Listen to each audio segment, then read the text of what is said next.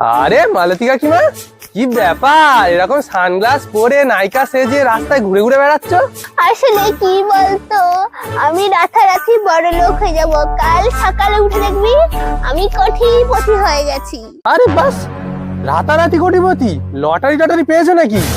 আরে না না, কোনো লটারি টটারি নয়। আমাকে ব্যাংক থেকে ফোন করেছিল, কি বললো আমি কিছু একটা নাকি বিজয়ী হয়েছি, ওই জন্য আমার আধার কার্ড কি সব বলে না, সেই ফোনে ওটিপি আসে, ওইসব ওটিপি নিল। বললো কালকে সকালবেলা দেখবে যে তোমার ব্যাংক অ্যাকাউন্টে 1 কোটি টাকা এসে গেছে।